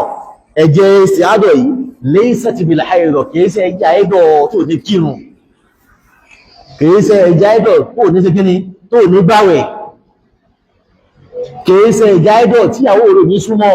tálákọ́kọ́ ẹ̀ tọ́kọ̀ rò ní súnmọ́ tálákọ́kọ́ ẹ̀ barakallahu fik tẹ́jìlélé àbíwòlẹ̀ nílẹ̀ ẹ̀tí ni Abdurrahman ibn Auf àwọn ọmọ àlìjẹ́nà méjì tánàbí tó fún sàtífíkèsì pẹ̀lú ànábì ọdún mẹ́ta ni àwọn ṣe sí àádọ́ Abubakar ìyàwó jẹ́ náà ṣe sí àádọ́ kí lápọ́fẹ́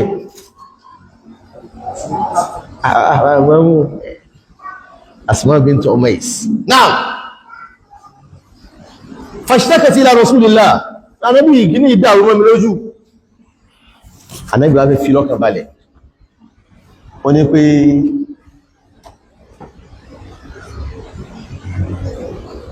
inna hadhihi laysat bil ayda ito ń sọ yìí kìí ṣe ayda walakin hadha ir eléyìí ẹ̀jẹ̀ tí ń jáde láti ibi kíni látara páìpù ara ni àti ní pé ẹ̀jẹ̀ ayda ìmọ̀ ń jáde nínú ọlẹ̀ obìnrin tí ma ń jáde nínú ní ó ti jáde because tó ní sí papọ̀ mọ́ ẹ̀yìn obìnrin bí ó bá ti rí àtọ̀ ẹ̀wọ́n mi àbátọ̀ wọn wọ́ bẹ̀ yóò padà jẹ́ra yóò wà ní àti nínú ní ó ti wá àmẹ́jì àwọ̀ ọ̀dá ń tẹ̀ ìta ní tí ma ń jáde adìnà rahim ìta ọlẹ̀ obìnrin yóò sì gíní ní ó ti jáde páìpù yóò kàn bẹ́ni fún ànábì tó ti yé wa bí innaha rọ́kìlẹ̀tù shaitan èsù ní mẹ́sàbà máa ń gbá tó bá ti gbá bá yóò kàn bẹ́ ni wọ́n fẹ́ fi yóò dàrú mọ́bìn lójú yóò dàrú mọ́ ìwé àìsẹ́ ayíwáyé ọ̀dá kìníkà ní ọ́fíìsà sí mi ní yóò mọ̀ wá rò òkúrò lọ gbá ìrònú yóò mọ̀ wá bá ẹlòmí orú nítorí ẹ̀ kò tó ń tá orú lé lérí tó yẹ gbà àfá mi náà àfá wa sálẹ̀ tí ó bá pọ̀ jù lára obìnrin ó lọ sọ́dọ̀ àwọn dókítọ̀ wọ́n ti tẹ́sì fún gbá àárín tó pọ̀ sí ẹ hormonal imbalance yìí wọ́n wà perfect ọmọ ṣe rúkíà nígbà nẹ́bí tó yíwa bí kíni èṣù náà máa ń ṣe kíni ìmọ̀ ń fà kó ṣe rúkíà náà adéyọ̀ sọ́nà ń pè wọ́n láti ní àádà ẹ̀rù ẹ̀jẹ̀ tí ń jẹ́ látara pipe ní fàgtẹ́sìlì lọ́wọ́ ẹ̀ fún mọ̀sọ́lì lẹ́gbàá náà mẹ́sẹ̀ kíni ma kírun ma gbójú wo ma kọ́dà mi ẹgbà wá mi a ní pé ó wẹ̀ níjọ́ mi ẹjọ́ wà pọ̀ níbi omi tó fi wẹ̀ because àwọn ọmọ ń wẹ̀ mi bà sí à nínú ilé ni òjídàyè tó ń kálukú wá ní tọ́lẹ̀tì báyìí ní ìsìn inú ilé láti kíni náà ti wẹ̀ wọ́n á gbé bà sí àkálẹ̀ ibẹ̀ náà wà wẹ̀ sí wọ́n bá wẹ̀ sí ẹ̀sẹ̀ wà lọ́ọ̀dá nígbà tí bá wà lọ́ọ̀dá omi bà sí ànù yóò pọn bí ẹ̀jẹ̀ ni ọ̀nà ọmọ dẹ̀yàwó náà àfáànsó bismillah. قال أخبرنا ربيع بن سليمان بن داود قال حدثنا عبد الله بن يوسف قال حدثنا عيسى بن عبيد قال أخبرنا نعمان والأوصعي وأبو معيد وهو حفص بن غيلان عن السحري قال أخبرنا عوة بن صبير وعمرة بنت عبد الرحمن أن عائشة رضي الله عنها قالت نعم استحدت أم حبيبة بنت جاس امرأة عبد الرحمن بنت عوف وهي أخت زينب بنت جاس فاستفتت رسول الله صلى الله عليه وسلم فقال لها رسول الله صلى الله عليه وسلم إن آتي ليست بحيضة ولكن هذا عرق فإذا أدبرت الحيضة فاغتسلي وصلي فإذا أقبلت فاتركي لها الصلاة قالت عائشة فكانت تغتسل لكل صلاة وتصلي، وكانت تغتسل أحيانا في مركن في حجرة أختها زينب وهي عند رسول الله صلى الله عليه وسلم، حتى أن حمرة دم تعلو الماء وتأخذه فتأذي مع رسول الله صلى الله عليه وسلم، فما يمنعها ذلك من الصلاة. نعم. الله ربيع بن سليمان حدثنا عبد الله بن يوسف حدثنا أيثم بن حميد أخبرنا النعمان والأوزاعي وأبو معيد وهو حفص بن غيلان عن زهري أخبرنا عروة بن الزبير أنا عروة مع زبير أتى عمرو بنت عبد الرحمن أمجي جنا صفون عن عائشة لا تدو يا عائشة كن يا عائشة صفون أن استحيدت أم حبيبة أم حبيبة سيجاو دا يستوب لاري امرأة عبد الرحمن بدل ياو عبد الرحمن وما عوف وهي أخت زينب أجيوما يافنتاني زينب وما جحش جوا النبي فاستفتت رسول الله أولو بيري فتوى لو النبي طبعا بيري فتوى لو استفتيا وبيري فتوى لو أو استفتيت وبيري فتوى لو وفا أما لو بافا لو سيوني بكني أفتى سوتي فتوى اسمه مwe او mo pe ni kini futia jamu yo ni kini fatawa o fatawi àmì tó correct ni kini fatawi e won ni tó correct o ni fatawi àmọ́ li ajli takhfif wọ́n pe ni kini fatawa ona lọ bẹ́ẹ̀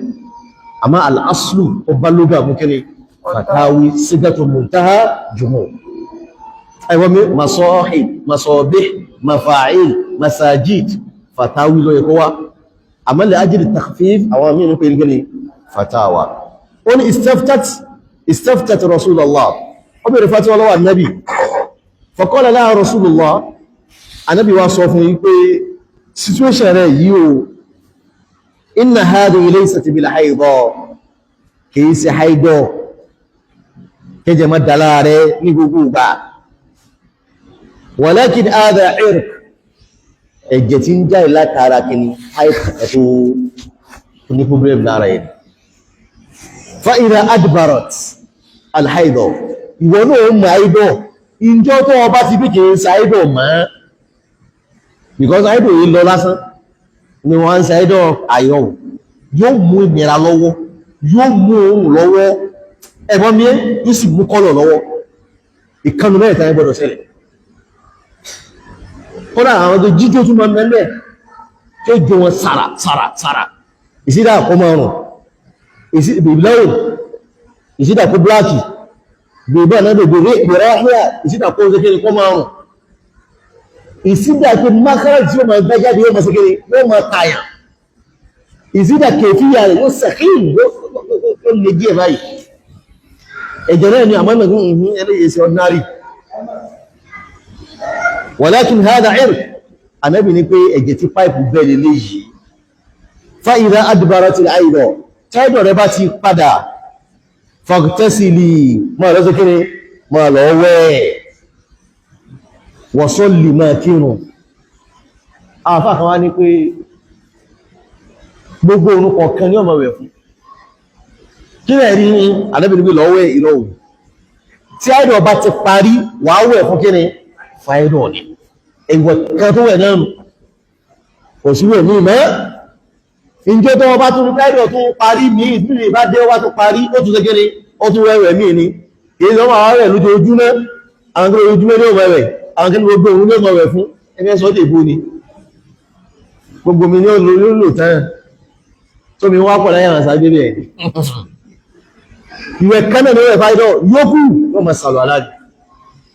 nípa àdísì mí gbé wá watawaddu' li kulli salah máa sàrọ̀ lá fún ọkọ̀kan àdísì yẹn ti dá láàfíà àwọn kan ní irọ́ mú dúró jù ní irọ́ obì ó máa sàrọ̀ lá fún ọkọ̀kan ọbẹ̀ kí ayílá ní ìsín sàrọ̀ lá fún ayílá ọba dá lásárì sàrọ̀ lá fún lásárì àwọn kan yọ́ kò nídìí bọ́dà yóò bá já oníkẹ́kẹ́ni kò ní sí àmì ìtò ní ilẹ̀ oníkóṣẹ́kẹ́ni kó sálù àlá fún ọkọ̀ sọ́rọ̀ èèyàn wá ní àbí ìsọ́rọ̀ èèyàn àwọn afá ní ìsọ́rọ̀ èèyàn mustahabu ni àmì ìwọ̀n ló dájú fún Ànábì wá ní pé fa idha adbarat náà tájọ̀ bá ti padà fagtasili lọ́wẹ́ wa salli ma wá sí kẹ́ni ma kírun níbi ẹgbà wá mi wa tawadda'i ma sàlọ́rọ̀ wa idha akbalat tájọ̀ bá ti wá padà wá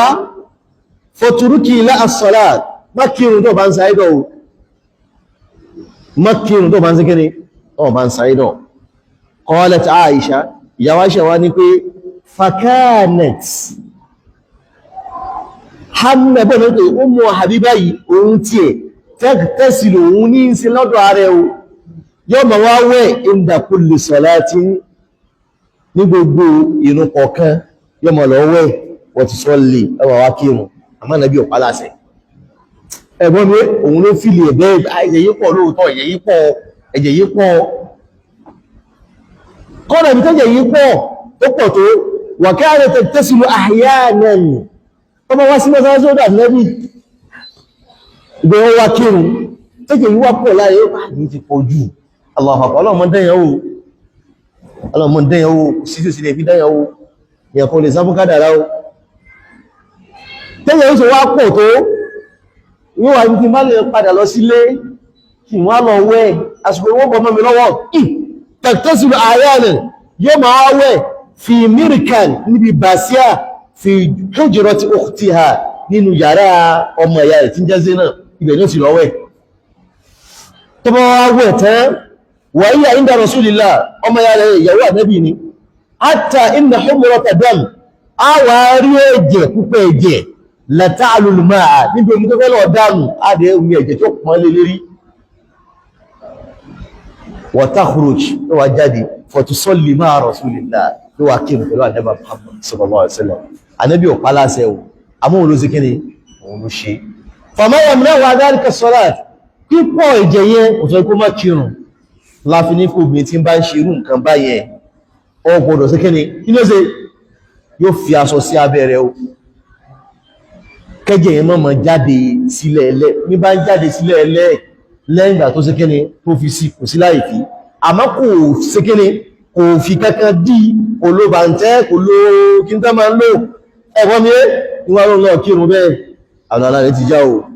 yóò lọ tún ìmọ́ra sí yóò wá sékéne yóò mọ́ wá kírun padà wallahu ta'ala a'lam na'am. قال أخبرنا محمد بن سلمة قال حدثنا ابن وهب عن عمرو بن حارث عن ابن شهاب عن حروة وحمرة عن عائشة رضي الله عنها أن أم حبيبة أتنه رسول الله صلى الله عليه وسلم ختنة رسول الله صلى الله عليه وسلم وتات عبد الرحمن بن عوف استحدت 7 سنين استفتي رسول الله صلى الله عليه وسلم في ذلك فقال رسول الله صلى الله عليه وسلم إن هذه ليست بحيضة ولكن هذا عرق فاغتسلي وصلي. أيضا يا عائشة أنا أم أبي بناني ختنة رسول الله إن لو النبي إن ذاك إن لو ختنة طبعا يقولون إني ختانو نمان كي أنا أقول ختنة إن لو لبيوني ó lè jẹ́ ìyá ìyàwó ó lè jẹ́ ẹ̀gbọ́n ìyàwó ó lè jẹ́ fámílì ìyàwó khatina náà máa ń pè àwọn ajẹ́ pé ń lọ lọ́kùnrin a máa ń pè ní kiri khatanu òun bí fatahate ẹ̀nà ìsẹ̀gbọ́n mi ó ní khatinata Rasulillah ń lọ Ànábì ni wa tata Abdurrahman ibn Auf ó sì wà lẹ́gbẹ̀ẹ́ Abdurrahman ibn Auf àsìyàwó استحيضت 7 سنين ọdún méje gbáko ló fi ṣe ẹ̀jẹ̀ àwọ̀dá istaftat Rasulullah ọlọ́ bèèrè fàtí ọlọ́dọ̀ Ànábì nípa ìdálì pípa tó ṣe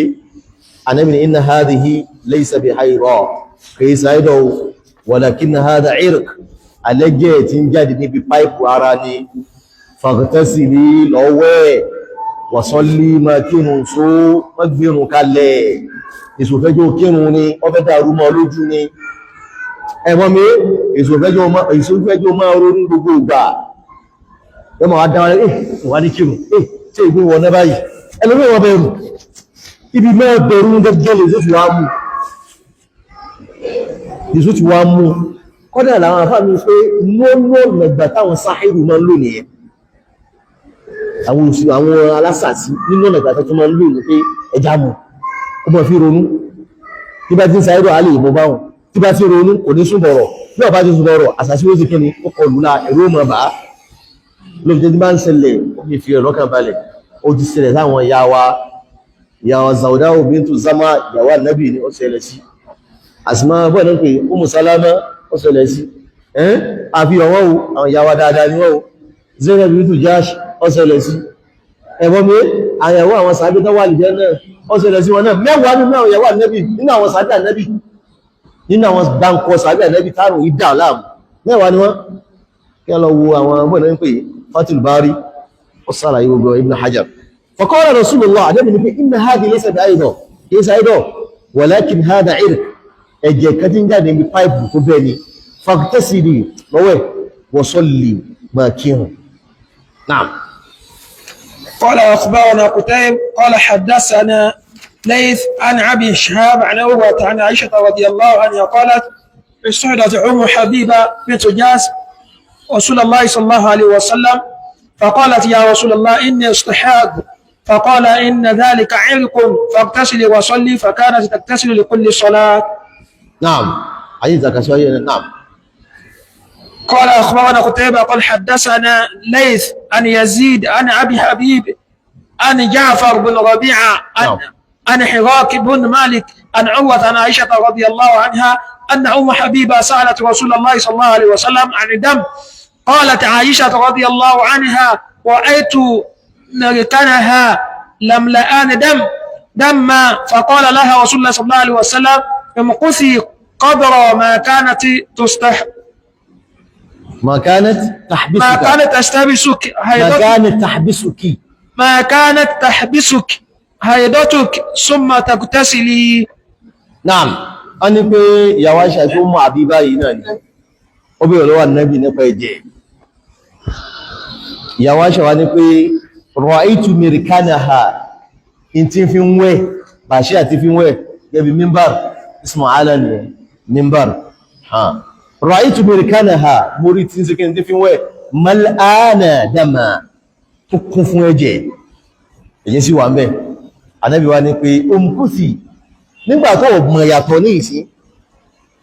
a ní kó mọ̀ yàtọ̀ láàrin ẹ̀jẹ̀ àìdọ̀ àti kíni àtẹ̀jọ́ ìsìn àádọ́ kí la fi róńtọ̀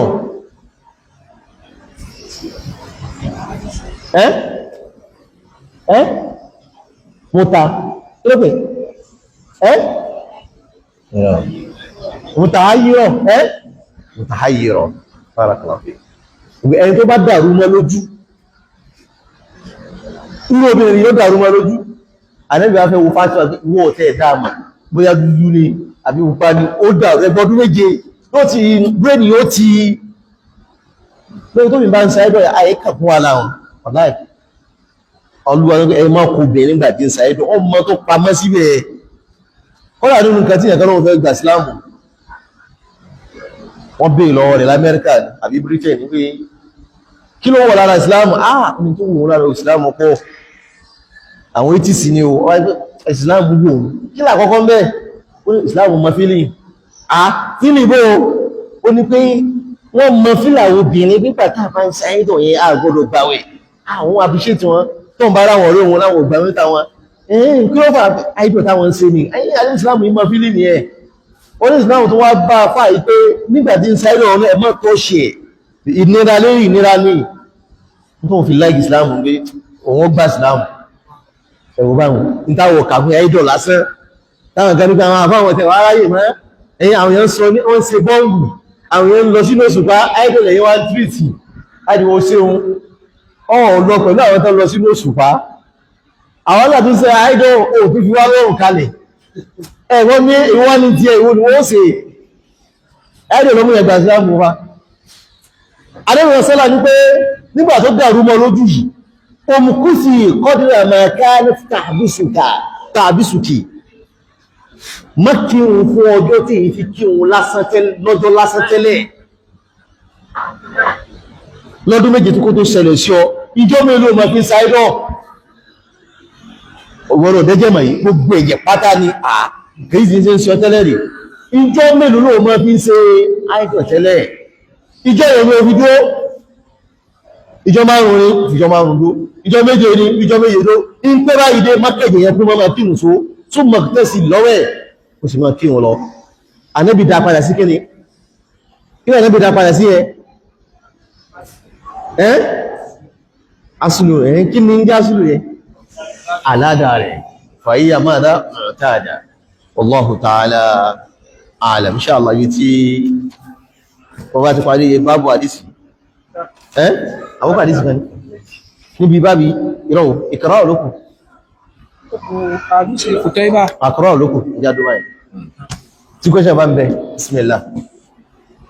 question gbọdọ̀ wà táwọn ẹwà ti kọ question àbábẹ̀rẹ̀ gba question bá ká àwọn obìnrin ló kẹ́jù lónìí àwọn arọ́kùnrin náà bismillah ẹ̀yà bismillah ẹfún mike abẹ́bá gba question wà kan wákà bismillah. Jazakumullahu khairan. Obìnrin tí tó ti ń rọbí. Naam. Ẹgbẹ́sọ́ dára. Obìnrin tí ti ń rọbí. Naam. So tí omi rẹ̀ dẹ̀ ti break. Tó ti dámira. Ó ti dábẹ̀ naam. Now, kò tí wàá bímọ. Naam. So, ṣé obìnrin tí àsìkò ló bá tó táìmù yẹn, ṣé yóò kírun? Àbí Tí ti ń rọbí. Tí ti ń rọbí lọ́wọ́. Tí bá ti ń rọbí kò lè kírun mọ́, ní fásì yẹn. Ṣé bá ní ìsìn, omi tó bí bá ti ń dà, nígbà tí ń dà tẹ́jẹ̀ sí wà pẹ̀lú ẹ̀. Ẹ̀jẹ̀ ò ní sì jáde. Ẹ̀jẹ̀ sí jáde lọ́nà, èsì ní fásì yẹn. Ẹ̀jẹ̀ yẹn wà papọ̀ mọ́ ni. Àwọn nígbà tí ń dà, because obìnrin mi ń bẹ nígbà tí bá ń bímọ gẹ́gẹ́ ní ọmọ àdà tẹ̀yìn. Ìbí ìsìn ń bẹ ọba ti kù díẹ̀ tí ó dà, tí ó bímọ, ní sì máa dà, kò lọ kírun. Náà? Dámira lásán. Yóò mọ̀ kírun. Yóò mọ̀ kírun. Àmọ́ bá jẹ́ pé ẹ̀jẹ̀ wà pẹ̀lú ẹ̀, kò gbọdọ̀ kírun mọ́ ní fásì yẹn. Ẹlẹ́ẹ̀kejì, obìnrin Náà. tí tó tẹ́lẹ̀sẹ̀ lóyún. Náà. Ní máa ní stage kan tó yẹ kí tó bá débẹ̀ ní tó bá lóyún débẹ̀ ẹ̀jẹ̀ máa ń jáde lára ẹ̀ ní. Náà. Tó yẹ kí ó lè máa jẹ títí ẹ̀jẹ̀ máa ń jáde lára wọn. Náà. So irú èyí ń bó lè ṣe irú obìnrin rẹ̀. Tó bá jẹ́ pé ẹ̀jẹ̀ haidọ̀ ẹ̀jẹ̀ yóò ẹ̀jẹ̀ haidọ̀ rẹ̀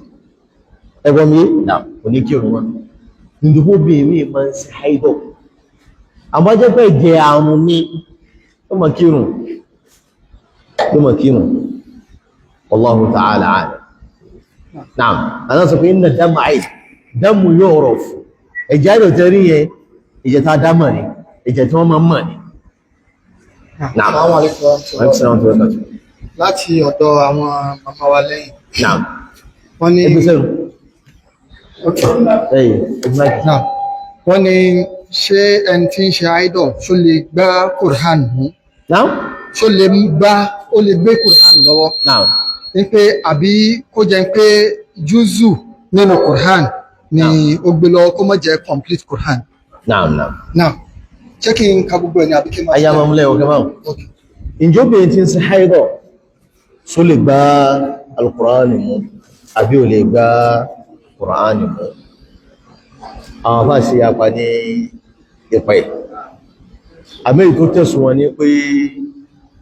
kọ́ má jẹ́ pé tí ń ka Qur'ani nítorí mọ̀rọ́jà ẹgbọ́n mi kò sí láì níbẹ̀. Ìgbá Qur'ani kọ́ ni dìmíǹdìmí. Kíkà rẹ̀ gẹ́gẹ́ ni dìmí. Tó bá pé ń ṣe nítorí mọ̀rọ́jà kó bá lè má fi gbàgbé kò sí láì fi. Àwọn ẹgbẹ́ òun fẹ́ fi ṣe tìláwà ni ní tó ju Kùránì lọ ìrun ọlọ́ni ọ̀sẹ̀ kẹ́ni má kí irun máa gbé ìrun náà kalẹ̀ pẹ̀lú àdísì mẹ́rin pé Amr àbí ibn Hizam Ànábì pé wala yamassa mushaf àwọn afáàmì sọ hasana rẹ̀ ìyẹ̀kọ́ gbọ́dọ̀ gbá Kùránì mú illa tahir àfẹ́ntọ́má ẹ̀wọ̀n mi ní ìsọ́wọ̀n nílà lórí kankan wọ́n sì kẹ́ni má gbà mú bìlẹ̀ntàsíkò máa sí gbọ́n sí kẹ́ni ọ̀nkà àmúbájẹ́ pé tó di mùrọ́jà kò sí láìfí èyí tó wá ní askaru sọ̀bá wal masa kò sí láìfí kúrò Allah mẹ́ta fálákì mẹ́ta nẹ́ẹ̀sì mẹ́ta ayàtàrí kù sí ọ̀rẹ́sùn náà àwọn eléyìn askaru eléyìn àmọ́ pé wọ́n fẹ́ ka Kùránì ìdú ju Kùránì gan lọ tó jẹ́ ìrun gan nítorí kí ni ó ka Kùránì ń bẹ̀ náà ní táwọn àfáà mi lọ sí nìyẹn àmọ́ yóò wọ mọ́sálásí àbí ìlú wọ mọ́sálásí ó lè wọ mọ́sálásí kò ṣẹ́rì ó lè wọ mọ́sálásí ó lè wọ mọ́sálásí àmọ́ bí Kùránì yẹn lásìkò gbà yẹn ẹgbọ́n mi kò bí gbé kalẹ̀ nítorí tó ju Kùránì lọ Ọlọ́run sí kí ni Ọlọ́run ti yọ̀ǹda rẹ̀ àmọ́ só lè wọ mọ́lá bí ó lè wọ́n lá sí ààrẹ rí fún àdísì ọ̀nà ilẹ̀ obìnrin lè wọ mọ́sálásí o láyà nẹ́bí obìnrin kan gbá mọ́sálásí ìgbàtà nẹ́bí orí mọ́ ààrí lágbájá ní ọlọ́rẹ̀ tó bá jẹ́ ipé tó pé sí haidọ̀ ni àdẹ́bí orí sí kíní kò ní sọ pé bóyá ń sí haidọ̀ ni kò ní béèrè rẹ̀ mo bẹ́ẹ̀ gẹ́tì mi wallahu ta'ala a'lam. Naam, jazakumullahu khair. Ẹ ti dáhùn ìbéèrè kan nínú ìbéèrè méjì tí fóònù sísítà wa béèrè wọ́n béèrè pé ṣéyàn lè wọ masjid tí bá ń ṣe idol lọ́wọ́ amẹ́ ti dáhùn rẹ̀. Náà ẹlẹ́ẹ̀kejì wá ní wípé wọ́n ní ẹni tí ń ṣe ìtìkáf lọ́wọ́ tó wá ṣẹlẹ̀ ń pé idol wa bá nínú ìtìkáf ṣé yóò kúrò ní ìtìkáf àbí yóò parí ìtìkáf rẹ̀ kó tó kúrò ní masjid? Ìwé ṣé ó parí ìtìkáf rẹ̀ ẹ̀yọ́ kó tó kúrò ní masjid. Wallahu ta'ala a'lam. Nǹkan pẹ̀. Nǹkan pẹ̀. Jazakumullahu khairan. Naam. Nǹkan pẹ̀. Ìmọ̀ni. Àyè nǹkan pẹ̀. Gbọ́ question. Wọ́n ní ẹni tí ń ṣe ìtìkáf tó wà ní ìtìkáf tí idol wa bá ń bẹ̀. Wípé ṣó máa kúrò ní ìtìkáf ni àbí yóò dúró parí? Nǹkan pẹ̀. Tí ó parí àwọn bá mọ́mìnà ní ó jáde àwọn mọ́mìnà àwọn bá láwọn káàkiri ó jáde. Jazakallahu khair. Now oníbèrè tún bèrè ń pé ẹni tí ó bá ń ṣe tí idol alákọ̀ọ́kọ́ tó kọ́kọ́ ṣe ọjọ́ 5 ló fi ṣe àmọ́ subsequently ó wá di ọjọ́ 3 ń pé ṣérù rẹ̀ náà wà. ọmọ wà ní máa ń ṣẹlẹ̀ ọlọ́run sí dáadáa fún àwọn afáwà obi máa ń chíǹjì ara pẹ̀lú ìdàgbà rẹ̀ pẹ̀lú àyè tí ń gbé bóbi bá ń dàgbà lọ system lè tún change in síjọ́ 5 tẹ́lẹ̀ ó lè díjọ́ 7 in síjọ́ 7 tẹ́lẹ̀ ó lè sọ díjọ́ 4 tó bá ti wá tẹ̀léra wọn ètò bọ́ sí ó change àládà sí 3 gẹ́bẹ̀ náà ni obi tó bá travel lọ sí ìlú Èkó ilé ìmọ̀ ń ṣẹlẹ̀ yóò change ẹ bá travel lọ sí Saudi náà láti Nàìjíríà yìí wọ́n wá lọ gbé bẹ́ẹ̀ yóò change nígbà ọmọ tí kó 40 days báyìí idol mi ọmọ tí wá tó bá padà wá báyìí dé mẹ́tọ̀dù mi ní ọ̀pọ̀ gbé jáde ó lè ṣe dáadáa ní o mẹ́tọ̀dù mi ní ọ gbé jáde kọ́dà kò tó túnjọ́ 7 mọ́ jẹ́ 3 ìjọ 5 ó tó change ní environment náà máa change aládá àti tí a bá ṣe ń dàgbà sí Allahu ta'ala a'lam. Now, aya àwọn ọkùnrin bismillah. Jazakumullahu khair. Wọ́n tó jazakumullahu. Ti nifas after ìgbà tó ó bímọ tán so that ìgbà tó fi tó bí 15 days ẹ̀jẹ̀ yẹn dá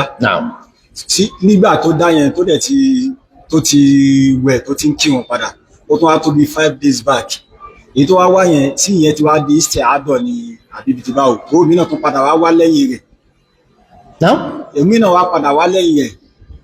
ní after bí 15 days ìyẹn tó wẹ̀ ó wá tó bí 5 days after mi náà ẹsẹ̀ wá ọ̀sẹ̀ wá tó bí 3 months later tí kankan wá mọ́ báyẹn ẹ get the question. ń bọ̀ obìnrin ṣe obi mọ̀tánìsì ẹ̀jẹ̀ wọ́n wá pẹ̀lú ẹ̀ fàá tó pé 15 days ìgbà tó wá pé 15 days ọ̀dá yẹnyẹn lẹ́yìn ìgbà náà kí ló wá ṣẹlẹ̀ wá tó bí 5 ó wá wẹ̀ nígbà yẹn tó kí wá tó bí 5 days after òbí ìṣẹ̀ṣẹ̀ wá lóbi 2 days ní fásitì náà ni ó tó 5 days péré 2 days ìbọn náà ń pè istihadọ̀ ìbọn náà ń pè ní fásitì náà ni kò tí ì parí nìyẹn ó ṣe wá parí papọ̀ ní í máa ń ṣẹlẹ̀ ìkìtọ́ ò máa ń ṣẹlẹ̀ gbogbo bí mi ò ṣe àìdọ̀ lónìí báyìí tó bá wá ṣe àìdọ̀ lónìí ìjọ 5 ní máa ń lò ó wá lójó 3 yóò kàn dání tó kankan wá mọ́ níwọ̀n àdíjọ́ kejì báyìí ló bá tún wá padà ìjà àìdọ̀ yóò tí ì parí ni o ó bẹ́ẹ̀ gẹ́tì mi ó gbọ́dọ̀ farabalẹ̀. Ibi tí wàá lọ bí yẹn ni pé ibi tí lọ bí yẹn tí bàtẹ́ tí bá ṣe ìṣe àádọ́ba yẹn ní ó wàá dúró ní òní kírun kí pé ní ó mọ̀ sàlù àlá kò ní kírun tí ó fi pé kí ní ti gbọ̀ yanyan tí ó bá ti wá mọ́ lẹ́yìn 2 days ó ti wá gbẹ fúrú yọmọ wá lọ wẹ̀ tó máa wẹ̀ yọmọ wá kírun because ó bí n bá lóyún nígbà tó bá bímọ tán nínú nǹkan tó lùwà mí ṣe fún wọn náà nìyẹn fọ́pọ̀lọpọ̀ ní o ìsìn gbogbo oṣù kan oṣù méjì oṣù mẹ́ta ẹ̀wọ́n mi ó lè mọ́ sí kẹ́ni ó lè mọ́ lóyún tí kankan sí ní sí ìsìn mọ́ fọmọ lọ́yàn wọ́n dá ẹ̀rọ lè má wà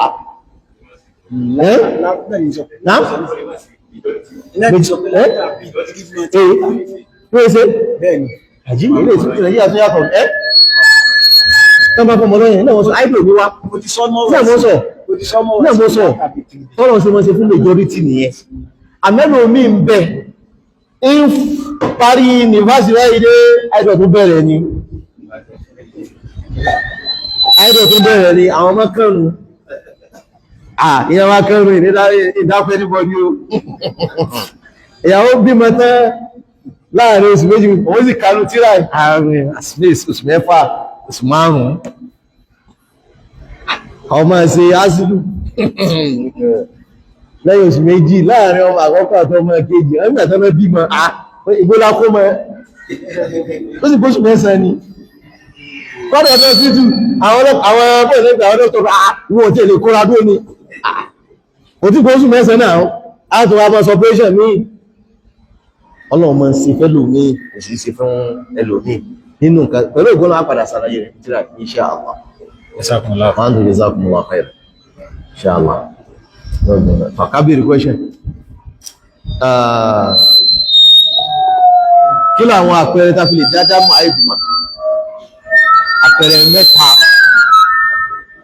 mẹ́ta. Náà? Sáwọn ya wa, ojú wọn ti wọ́n. Ṣẹ̀yìn gbé ń tó jọ mọ́ wọn lórí ni.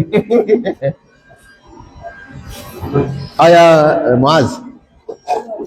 ó dọ̀ rẹ̀, bóòlọ́dọ̀ rẹ̀ ó ṣe rí, yóò mọ̀ ọ̀rùn ẹ̀hẹ́n, kọ́lọ̀ rẹ̀, bóòlù kọ́lọ̀ yóò ṣe rí, yóò bláàkì ẹ̀hẹ́n,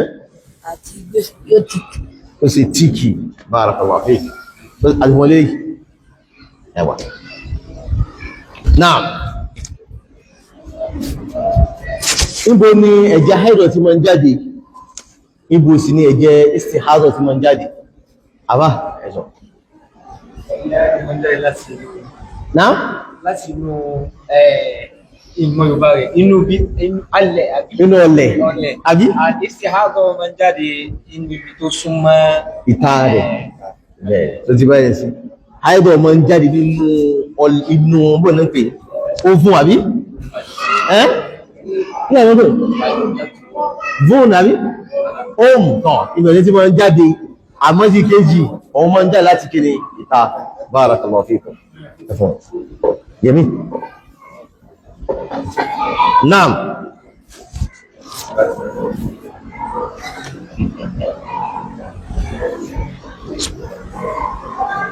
kí ni máa ń kọ́ sí dámù istihara èyí tá Nábì sọ